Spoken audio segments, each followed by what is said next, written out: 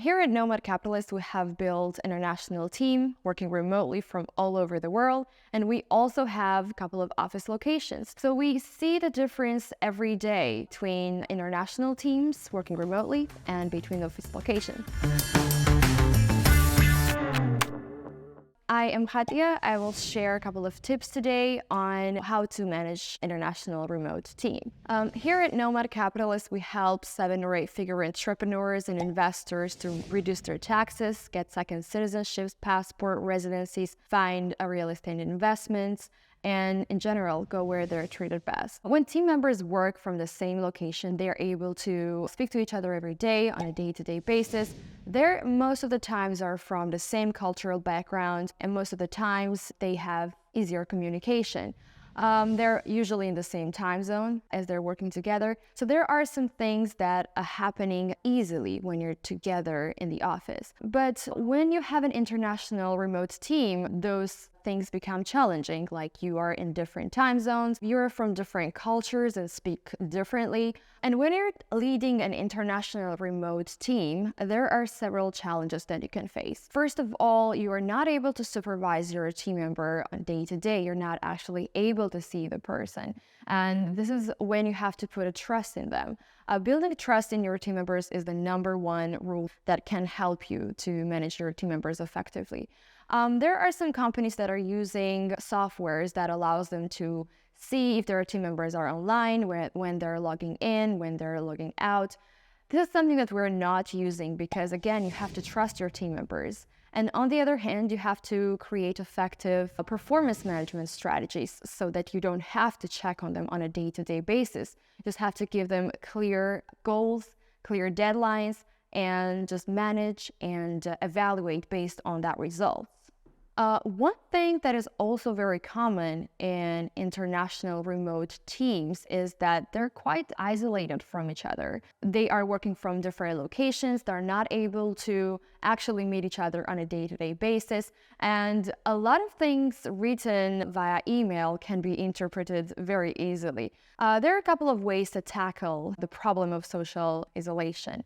You have to make sure that even if you create a global team and they're in different locations, you arrange team buildings from time to time. It might be costly to fly all of them in one location, but in the end, it is worth it. We did that with our team last year. We flew everyone from different locations, and they were actually very, very happy. And after that, engagement went high. People were seeing each other for the first time, even if they were working with each other for at least a year. That was a great experience for us, and I would suggest that you do the same. If you are not able to bring everyone from the whole world to one location, at least you can have regional or, let's say, country-wide meetups. Many team members that have joined the company have told me a few times that in the beginning they were not sure about the organizational structure. They were not sure who to go to, who to speak to. It is very easy to tell them, just come to me all the time if you have any questions, but on a day-to-day basis, this doesn't really work that way. So you have to make sure that you have effective ways to create a very visible organizational structure so they know who to go to. Imagine that everything you're doing offline in the office, you have to transform that into digital space. And you have to make sure that it is compliant to all the locations, it is accessible from all the countries, and especially making sure that it has all the functions that you need to have high employee engagement. One challenge I would say is that people from all over the world have their national holidays on different days, or they're on a vacation. You have to make sure that you have digital tools as well that show the availability of all the team members from all across the world. For us, we have created a system in Google Calendar. We've used HRIS systems like Bamboo HR. Those kind of systems exist. There are many different solutions, so you have to find the one that works for you.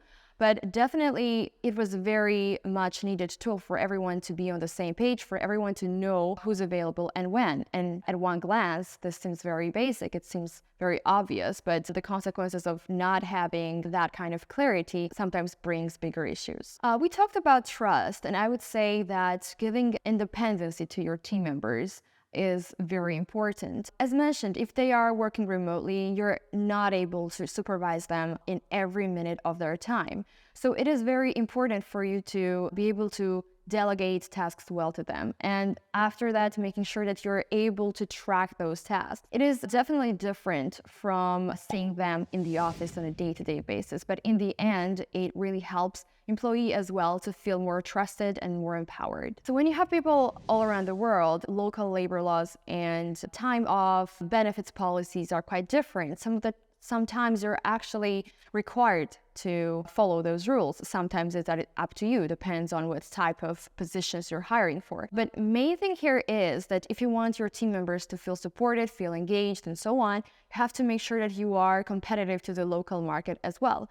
So in the end, it is very important that you stay fair between the team members that you have from all over the world as well. That is challenging, so you have to find one middle ground, policies for days off, national holidays, maternity leaves, and those type of benefits that works for everyone. Here at Nomad Capitalist, we're not big fans of day-to-day meetings where people are losing a lot of time, but for sure, there is a need for a meeting where everyone joins and you share the updates to everyone in the whole team. Sometimes it is very easy to take information sharing for granted, and you don't want employees to be sharing that news with each other without having one specific streamlined way to get the information across the company. Also, everyone has to be aware of the goals of the company. It is not enough for a team member to know what is their personal goal in their position or what's the department's goal. They need to know where the company is headed so that they feel supported. They also feel engaged in the company so that they can have a sense of belonging. And that comes down to being transparent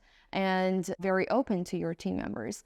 You definitely have to follow up with them more than you would have to in a regular work setting. You always have to check in and you always have to ask, because sometimes it is hard for them to open up to you without you asking, and while them being remote, it's not easy for you to know how they're doing. Are they equipped to do their role? Do they have any kind of challenges while completing the tasks? So definitely constant check-ups and follow-ups without being a micromanager is definitely an important aspect of managing an international team. Another way to effectively manage international remote team is to gather feedback very often. We know that many times team members do need a sense of privacy. So if your feedback form will be anonymous, that will help you even more to gather more and more insights about your environment. Another way to show your team members that they belong is that you remember their special occasions. You always manage to send gifts, cakes, or flowers to wherever they live. We had team members being very surprised and also very happy